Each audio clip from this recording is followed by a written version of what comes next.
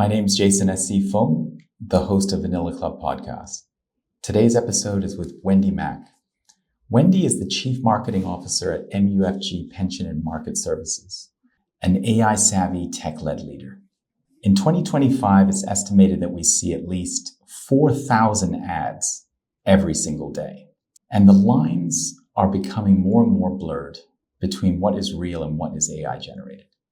Wendy is an advocate for clear labeling of generative AI in advertising, arguing that this honesty is essential to maintaining consumer trust. We're going to dive a little bit into Wendy's story and dig into the ethics of marketing in the AI era.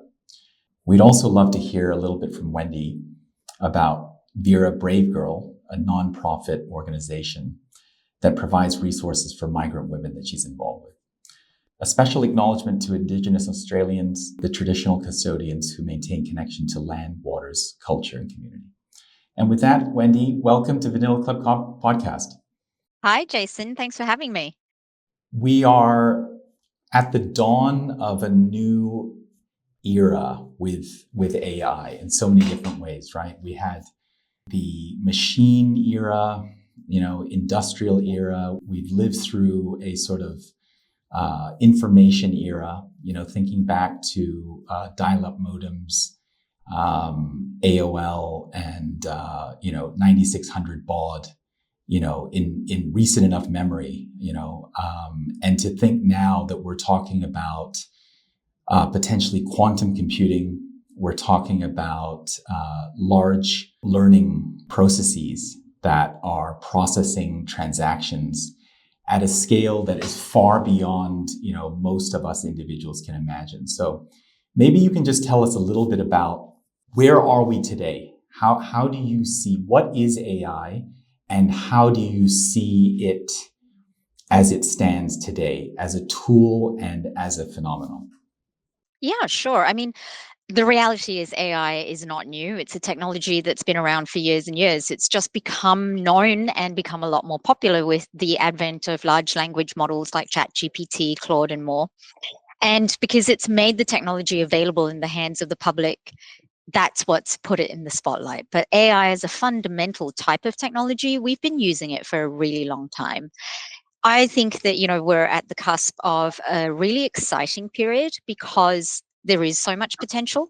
And I know that there is a lot of noise around how we sort of govern AI and particularly in the use of LLM. But on the whole, I'm pro the technology and I'm excited about what the potential could bring, particularly when you combine it with robotics. Yeah, and look, I'm no robotics expert, but I'm just excited about what the potential holds. And I think that, when you actually are able to combine the intelligence of the software and logical reasoning, and over time, I think one of the things that I think will happen, which may not be a popular train of thought right now, but I do believe that over time we will get more and more intelligent in how we program the software and the reasoning. So we could potentially hit a point. I'm not saying we should or whether it's right, but in theory, we could potentially hit a point where we can start to program AI to actually be sympathetic or empathetic and have, some semblance of what we would as humans call emotion today. And when you couple that with, as you said, the hardware piece, which enables it to then take a physical form, I think the potential there for humanoids to really help, and you're starting to see that in places like China, you start to see humanoids in factory processing, etc. So the potential is certainly exciting. There are definitely conversations that need to be had in the future about, what frameworks you put around that. But I am generally, as I said, I'm pro the technology and excited to see what's the potential, that could come. Definitely. No, so there's so many interesting questions and threads to pick up on there because you mentioned this term humanoid. And again, if we had to define that term, my sense is that a humanoid is a human-like robot. Is that a fair characterization? It's a program piece of hardware that is sensitive to the needs of human users. Is that correct? Well, for me, it's probably a little bit more it's a program that sits in the house, a physical house of a human.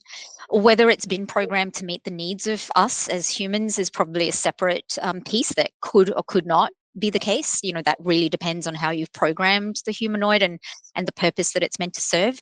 Certainly the ones in the factories in China aren't necessarily there to serve our emotional needs, but they're definitely there to be able to speed up processes. And I've seen videos, I haven't seen it in person myself, but I've seen videos of humanoids where they're actually doing some of the more manual labor tasks and literally physically picking through product and choosing the poorer quality product out of the production line, as an example.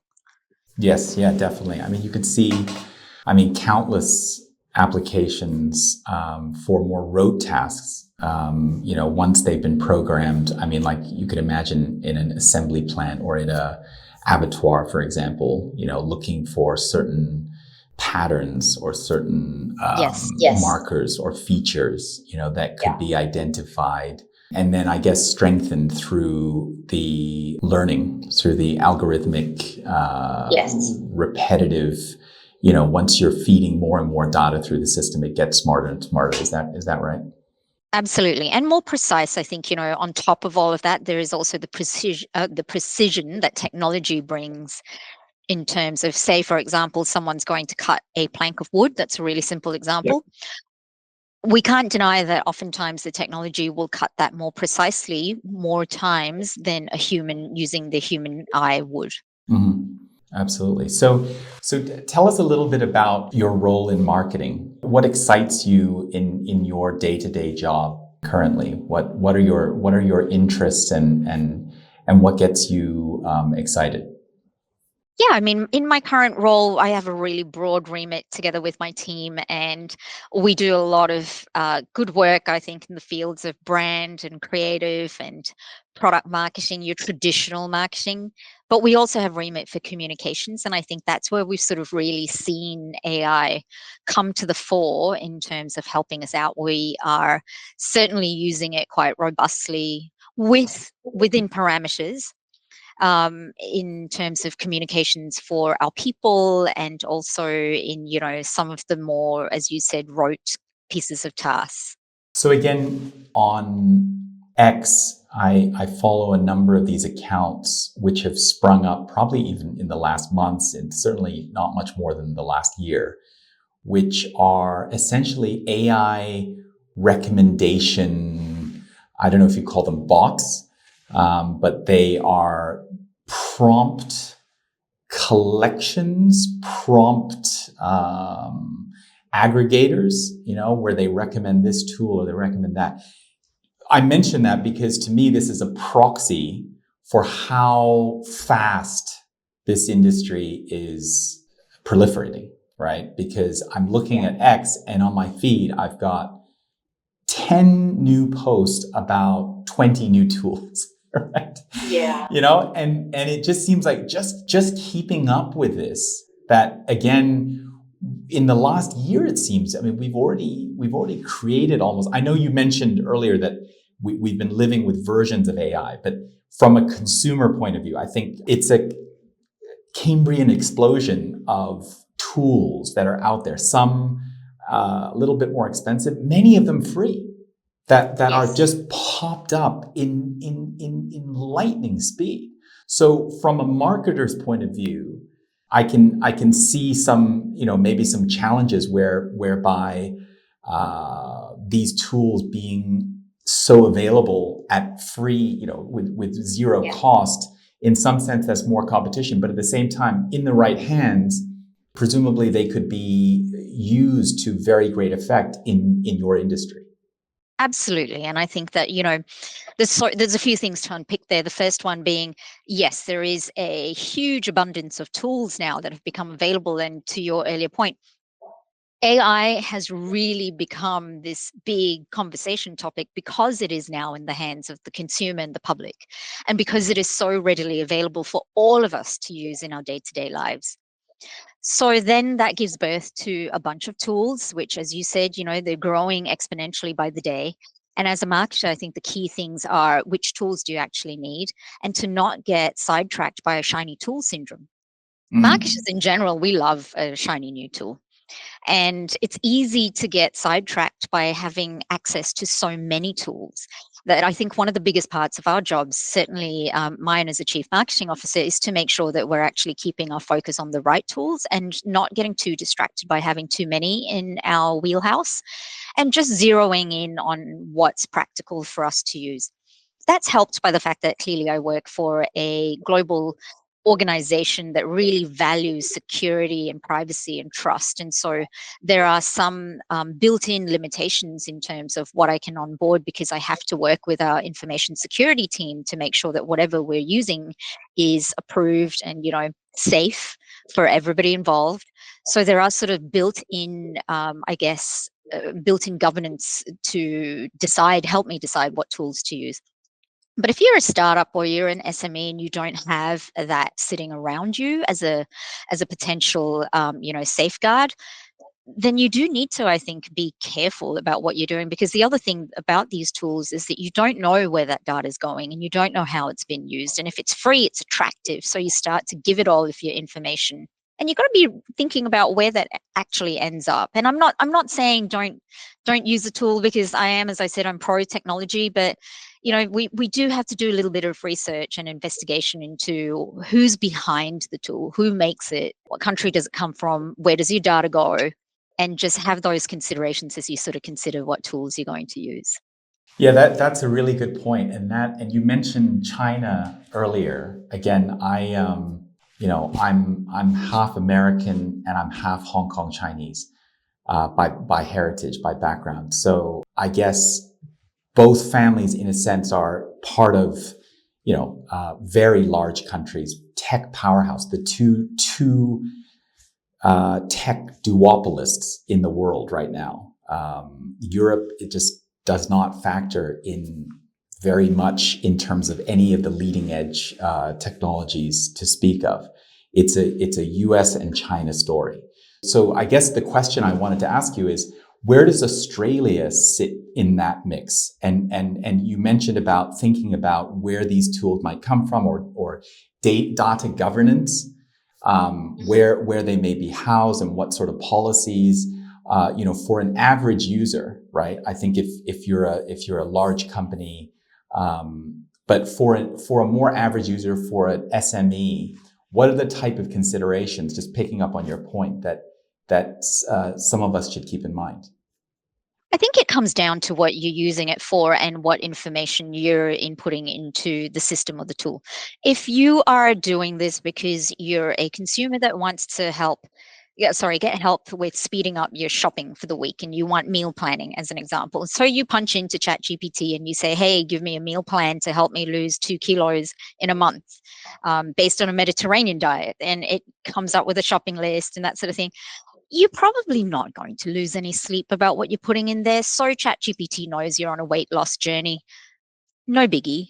But if you're a marketer and you're trying to use it and you're putting in potentially sensitive information or data about your consumer set that you'd like it to organize or sort or analyze for you, that's a different scenario. And I think that's when you need to start to look at things like, where I think a big one is, where does the data actually end up being housed? And Australia, I'm in financial services, so we have some pretty strict rules around what data can be offshored and stored outside of Australia. So I think it really depends on your industry and what limitations and regulations exist within your own industry. But a big one for me would be, where is the data stored?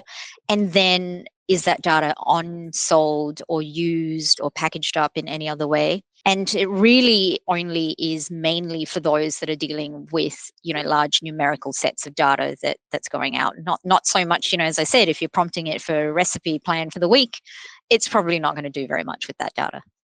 It's one thing, though, to say, again, Mediterranean diet, versus the Okinawan diet or something like this, to query something a little bit more general.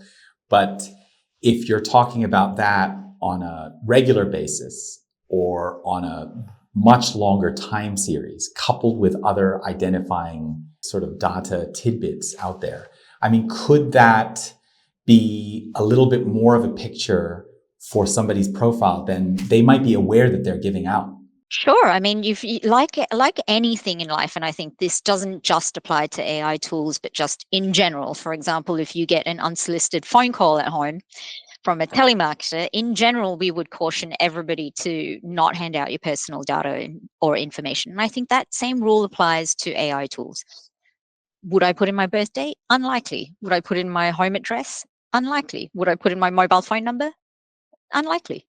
Yeah. So rubbish in, rubbish out, right? If you're giving it stuff to run with that could somehow be detrimental or stuff that you didn't intend to get out there, yeah, there's no surprise that it might come back and it might not be something that you initially intended it for. Correct. Yeah, I think, you've just got to be quite cognizant at all times about what you're putting out there. And certainly, if you're an organization and you're a marketer that's operating with information that's, client information or information that's on behalf of the consumers that you serve, then that's the stuff where you've got to be really careful and start to think about what governance frameworks and privacy frameworks you need to put in place, as well as looking at the actual tool and who the supplier is, and running through your own processes about making sure that you're auditing who they are and happy with who they are before you actually start to use the tool.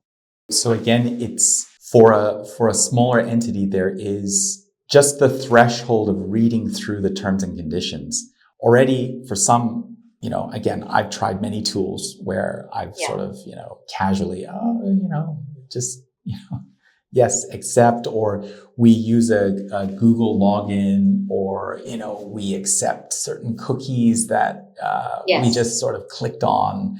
These are all things that, let's face it, can be used to build an online profile about who we are and how we interact with a sundry list of other tools and products out there on the internet. Yeah, absolutely. So I guess the question then would be, what do you think is the right balance, right? Because again, whichever level you are at this, if you're an SME or a larger corporation, I think every entity's got to contend with that sort of issue. What's the right balance between convenience, between being, on like the shiny tool, to use your phrase, right? And at the same time, extending a certain level of privacy or even secrecy based on what your needs are.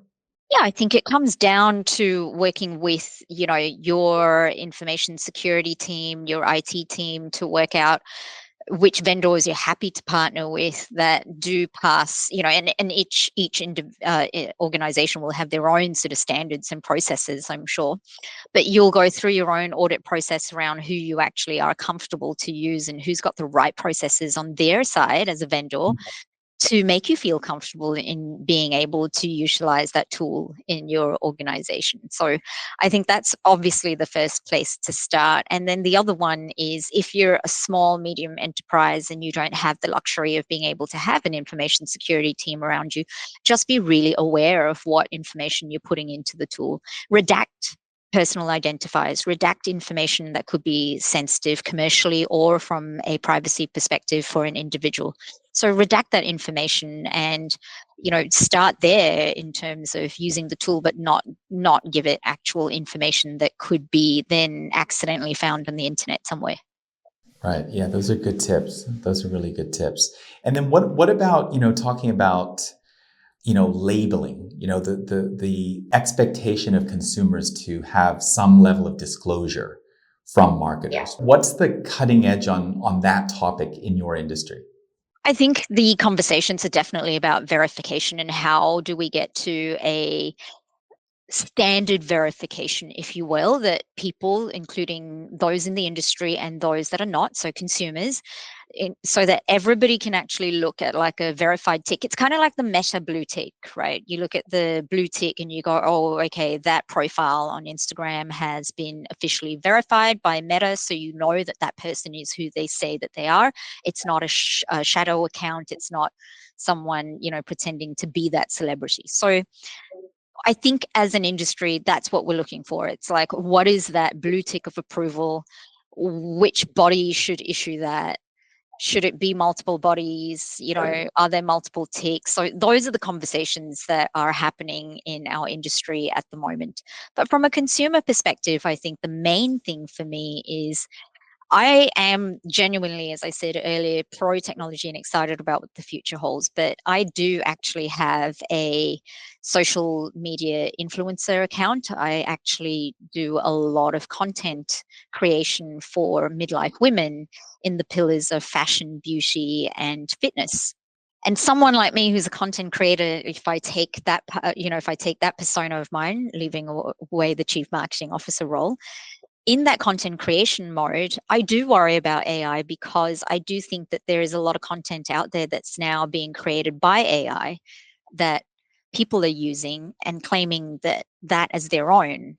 And so as a content creator, I go, well, hey, now, is that fair that someone can use any kind of AI tool to write a book or write a blog post or, create a Instagram post, and the text that they're using in that post isn't actually theirs. It's been written by ChatGPT or whichever tool it is.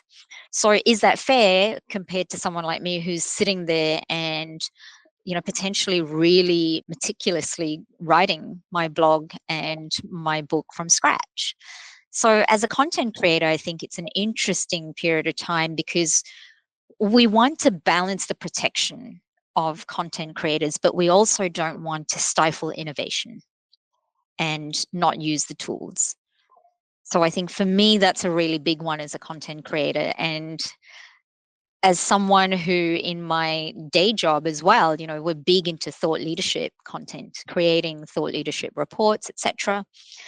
You sort of really want to make sure that you're not overusing AI so that it's writing all of this for you, and then there's no authenticity anymore in what you're producing and putting out there into the universe. So some of the things that I do worry about are, the lack of original thought in the future. Because if everybody's reliant on ChatGPT or a couple of, let's say there's, at the end of the day, there's maybe 10, 12 major large language model tools that we are using across the globe, where does the originality in thought and content creation come when everybody's sort of using the same sort of tools to help them write and to help them create content? It's interesting because that actually conjures up a little bit of a dystopian image when you put it that way, right? Because you use the word optimism, but you can see something where when you start atrophying some of your own creativity, right, and that you start ceding to this tool a lot of the thinking, because writing is thinking basically, right?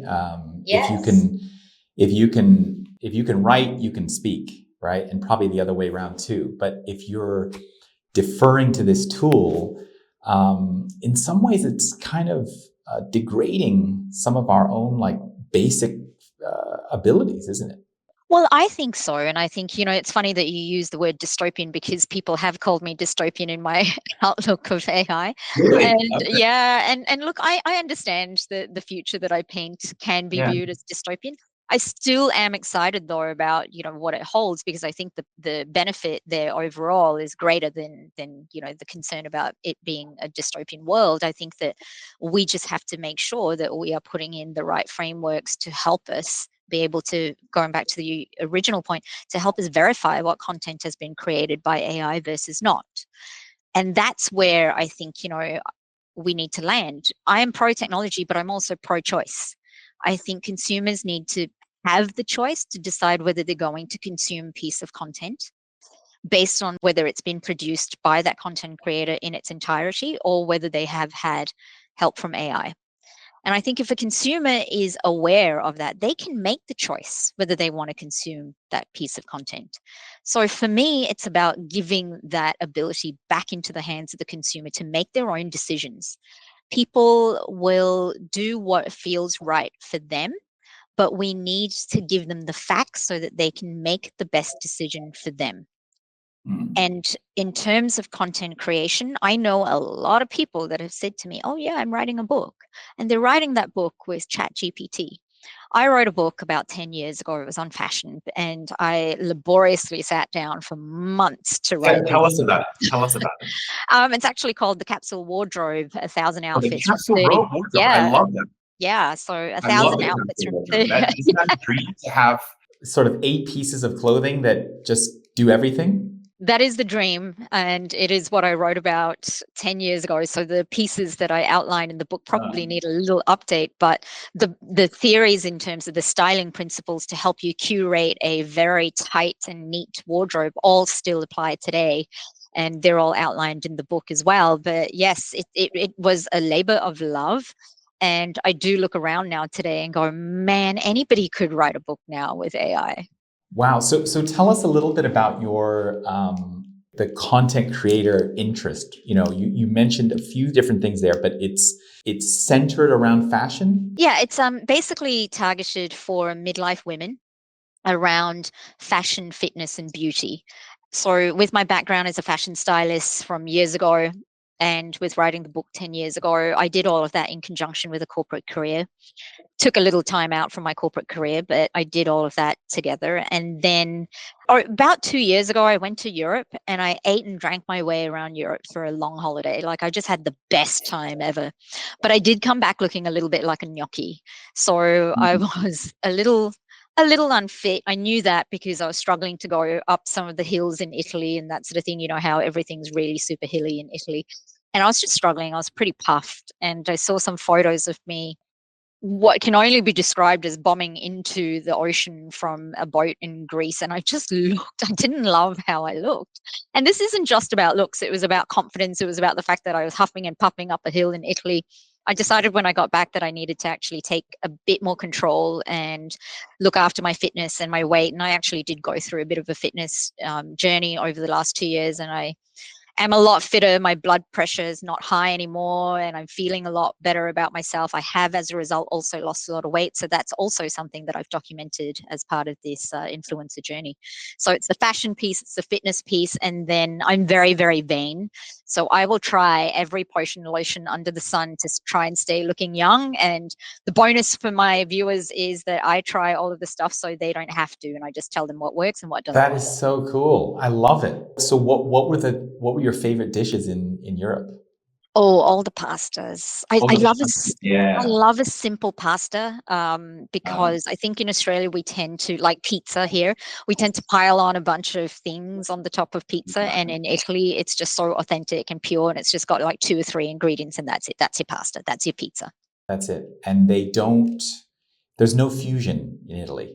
It's just grandma made it this way, and the amatriciana is done like this, and we use the fettuccine this way, and that's it. And You were so right. they don't do it. In Asia, it's, oh, let's try this. Let's add some truffle. Oh, try this oil. Oh, ooh, this, and then now it's, let's find some sea urchin thing, and it's salmon roe, and again, I love that. I love all these Frankenstein sushi. Yeah. There's a purist Japanese chef that's sitting in judgment, but yeah, I guess we should have a little bit of fun with it too. I was just going to say that if you come back as a gnocchi, the AI could make you a little capellini, maybe. Just angel hair pasta if you want. Yeah, yeah. Love Wow. it. So that's great because when you think about the AI, it asks this question about like what we use this word authenticity, but it seems to me like the definition of authenticity is really like undergoing a lot of pressure right now, because what exactly is it? It's one thing to present yourself a certain way and to sort of look your best and things like that. But once you cross over into something algorithmic, something language model, something machine learning, is that not you? I mean, it's kind of more of a abstract question, but what is the sort of line there? Yeah, and I think it's a great question because I don't think that there is a black and white answer to that. I think it is a very gray area. As a content creator and a micro influencer on Instagram, I do use large language models like ChatGPT and Claude. I bounce between the two. to help me sort of refine some of the text that I use in my reels. Now, to me, I'm okay with that because I'm using it as a efficiency tool to help me refine. So I don't ever go into it and say, hey, what's your idea for my next reel? Oh, great. Do you mind writing the caption for me? Oh, terrific. Can you give me a storyboard? It's that I think is not authentic because you're relying completely or in the majority on the LLM to actually create your content and do your thinking for you. But if you're a creator who is going, hey, this is the post that I want to do, this is the angle that I'm thinking of, here's the video footage that I've taken, and this is the caption that I was thinking of. Do you have any hashtags to recommend, or can you help me tighten the caption? I think it's a bit long. I think that in the majority is you, and you're putting yourself and your essence and your thought and your ideas into that reel or that post. You're just using LLM to help you refine it. So I think for me, it comes down to it is gray, but it is a judgment call on how reliant am I being on LLM? Am I in the majority relying on it to create this content? Because there's a lot of video out there too, by the way, that is just AI generated with content creators, faces in the video, but they've never actually shot that video themselves. It's all AI generated. That to me is not authentic content. That to me needs to have a label that's that says that it's been generated by AI so that the viewer, the consumer can make that choice about whether they want to continue to consume that content.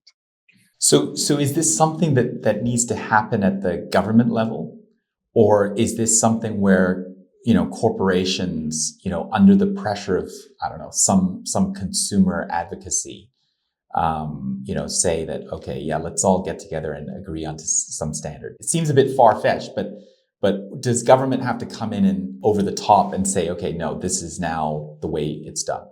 Yeah, I mean, I have a personal opinion on that, and this is just purely my own individual view. But I think that if we are overly reliant on governments to come in and regulate, you will stifle the innovation part of AI.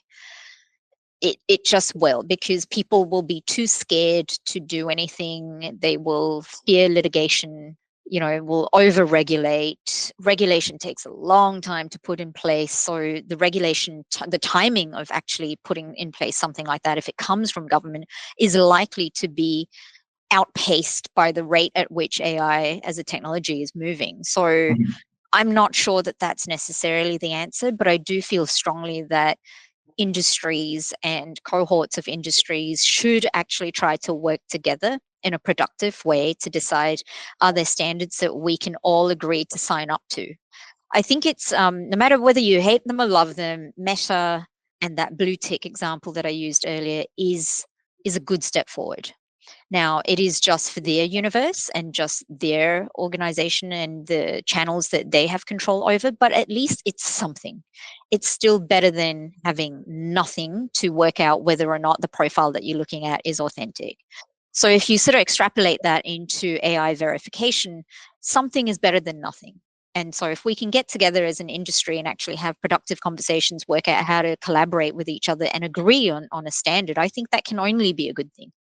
It does ask the question, though, if consumers have a right to anonymity on the internet. I mean, this is a question that's as old as the internet itself. And if you ask Mark Zuckerberg, he's from day one, he said absolutely no, that we need to have real ID.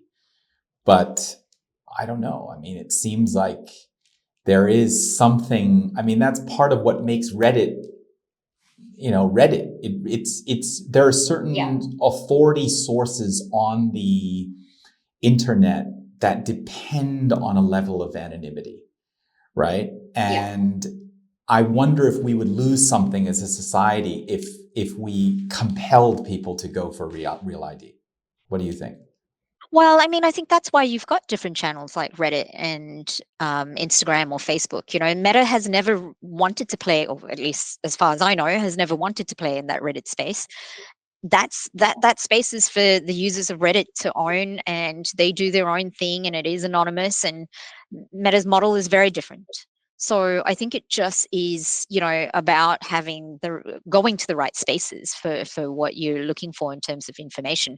In terms of the verification tool, I think that from my perspective, to help us make decisions about whether or not we want to continue to consume that content, I think we do need to have something that actually says, yes, this was produced by AI, or no, it wasn't. So I think that's pretty, I think that's a pretty compelling one to have. Going back to the stifling innovation point that you made earlier, I think there are a number of people in the US and Silicon Valley that would, that have advocated for far less regulation in the US on, many of these topics that we're talking about, for one very pointed reason, which is that the US is potentially and could be further losing out to China on the AI development race, right? Because if you contrast this question in China, I was in Hong Kong recently talking to some friends, the level of use of the super apps, whether that's WeChat, the Ali ecosystem, it's at a level that I think a lot of Western consumers don't really comprehend, how it's literally one app. I mean, you could basically run everything out of WeChat. I mean, you can, it's Uber, it's Uber Eats, it's messaging, it's medical, insurance, finance in one app, So I think the view that I mean, you correct me if you have other viewpoints on it, but I think the view in China is sort of, well, the government has access to a lot of this personal information anyways. So what's really the point of having this silly debate about kind of the stuff that we were talking about earlier, which is putting the, my birth date in the Claude chat and things like that, because it's just like writing it on a postcard anyway. So why don't we all just get on board and then rush towards more development and a faster pace of growth? I guess that, the question for someone who's in an industry that's touching so many of these different subjects is, again, goes back to that sort of balance question and thinking about it maybe from more of an Australian perspective. With these different models out there, how do we navigate it? Yeah, I think, the US and China are very much, as you said, at polar opposite ends in terms of how their consumers behave. Their consumers just have a different mindset. Chinese consumers have grown up in a totally different social structure and political structure than the people in the US, and that really influences how they interact with their personal information, with the handing over of that, with freedom and liberties of that. So I think that's just, you're probably not going to see a happy medium between those two countries when it comes to how personal information is dealt with. And I think Australia is probably still trying to figure out where we are, somewhere in the middle. And I don't think, again, this is just me in my opinion, I don't think that Australia has really arrived at a strong position as yet. Interesting. Yeah, I mean, because there's so many different moving pieces to this, and it's happening, the pace of change, even again, just as a single consumer, really, as somebody who I'm managing 20 different apps. I've got, Jasper AI. I've got, 4 video apps that we're trying to put videos together with and putting, reels together with, and we're realizing we work with somebody and out the back, he was using one of these apps. And I was like, wait a second, you were telling us you were spending 4 hours doing this. It took 40 seconds to do this reel. And I found the same stock footage that you found. Oh, sorry. I mean, I can't even keep pace of it. So I guess is it okay to be a bit bewildered? Oh, absolutely. I think, it comes back to that earlier conversation. There are so many tools out there that you just sometimes don't even know where to start, where to begin, where to call it and go, I've got enough and I'm not taking on any more right now. So yeah, all our phones are just filled with apps. And I think the other thing too, which is a very non-China sort of mindset, is that everybody wants to own their own app. So every organization, every product, generally speaking, wants to have their own app out there. as opposed to collaborating with other brands or other organizations to create a super app. So we see here in, in Australia and the US, the result is we've got so many apps on our phones. So that's where, that's where we are. And it is very confusing as a result. Look, it's confusing. Maybe that's not the right word. I think it just means that there is a lot of overwhelm. Which app should I use? Which one is more important to me than the other? That kind of thing. Yeah, definitely. So tell us about your nonprofit work. Tell us about Veera Brave Girl. Yeah, Veera Brave Girl are an organization that us as a company support. We're very big supporters of them through our CEO, actually, who put me in touch with the team at Veera Brave Girl. They're a small organization that's doing great things for migrant women in particular, who have moved to Australia and don't necessarily understand all of their rights and protections from a number of areas, particularly in domestic violence and also in areas like financial rights in the event of a divorce, or even child custody rights in the event of a separation. So the team are there to really try and help educate these migrant women on ways to not be taken advantage of, on their rights, whether it comes to financial rights, child custody rights, and also even in terms of their rights when it comes to reporting domestic violence incidents. So the work that they're doing is good. It's, I think, sometimes an often overlooked sector. Migrants aren't necessarily ones that are in the spotlight all the time in terms of charitable causes. So that's why I do feel very strongly about the work that they do. I'm a migrant myself. I moved to Australia when I was 16. And, I was lucky. I was surrounded by a good supportive network. I now have a great employer, a good, strong network of friends who can all help me out. If I'm in a bind, I can ask people. I've got access to technology to Google something. Not that Google always has the right answer, but, my point being, I've got access to systems and information and people. And some of these migrant women who come over to Australia have no access to that. They've got no access to computers. Their smartphones are being managed by their spouses. They, have had passports taken away from them, so there's no form of escape. They have the threat of, being removed from their children held over their head. So these are the things that the team at Veera Brave Girl are trying to work to unwind and to help educate these migrant women to help them just create better lives for themselves. Oh, that's great. That's great. That's great work. And I think, again, it's the power of information.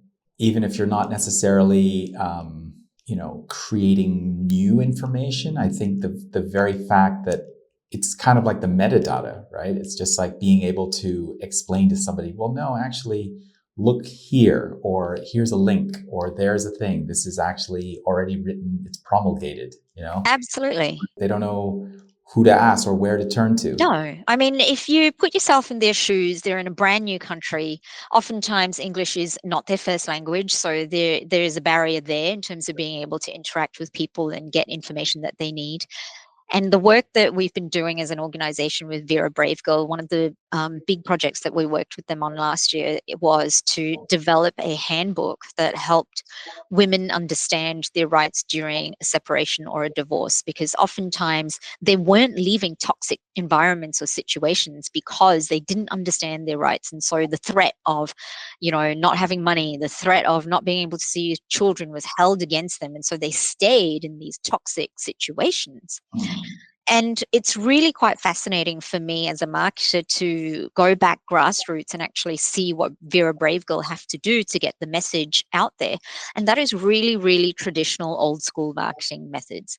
We're printing brochures because, as I said, oftentimes the women in, this sector that we're talking about don't have access to computers. They're not able to sit at a desk and Google and find out. They don't have access to smartphones, or their husbands are watching what they're doing on their smartphones. So the way to get information to them is actually through your old school hard copy brochure that is being handed out in libraries and train stations and places, anywhere that the team at Vera think that they can get to these women.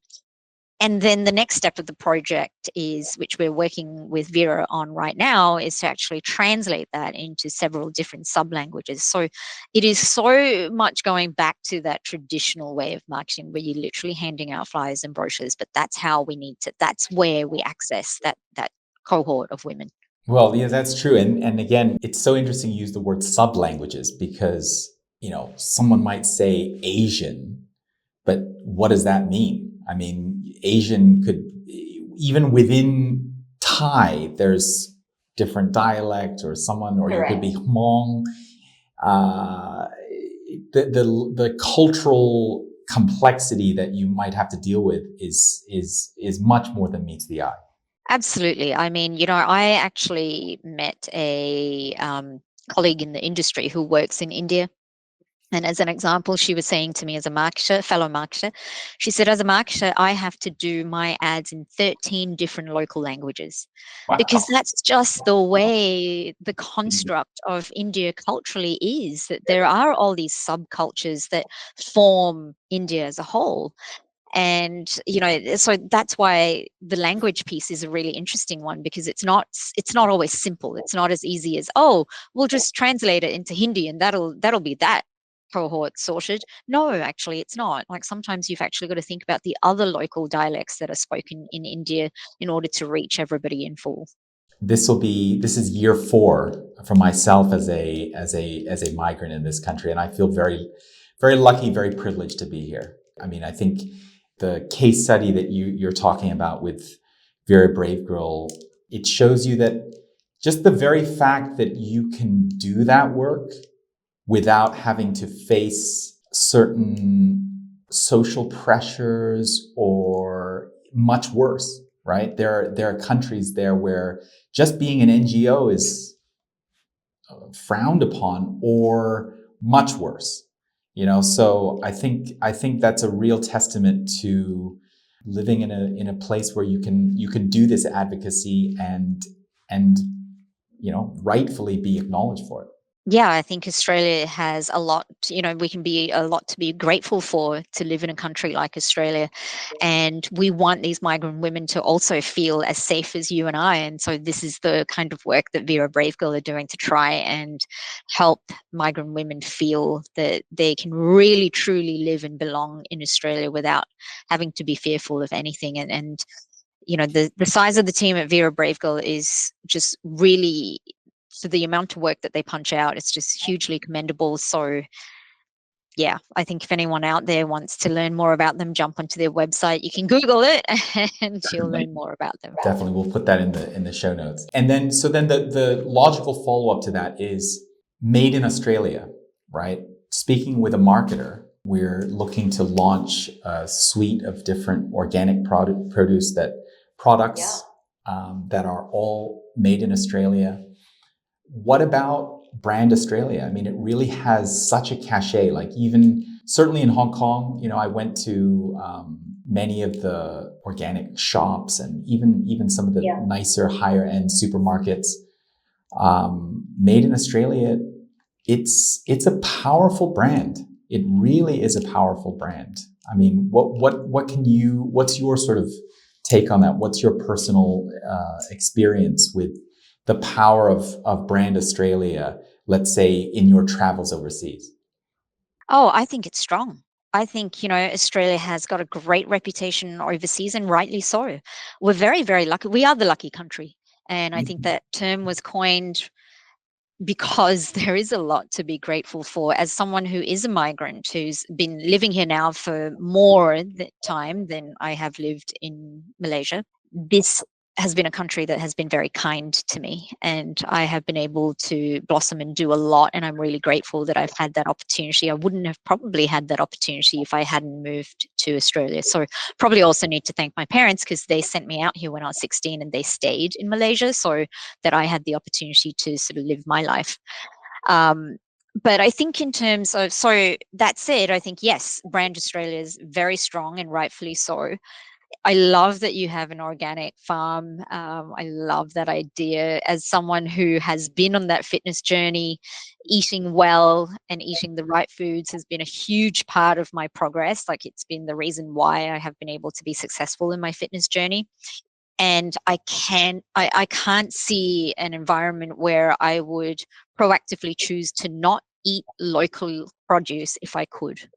So, like, my first choice is always going to be eat what's been grown in Australia, eat local, eat from your farmers markets if you can. Like, that's my first choice. Now, I get that I am lucky enough to be able to afford to do that. So there is a trade-off there in terms of brand Australia is not always the cheapest option.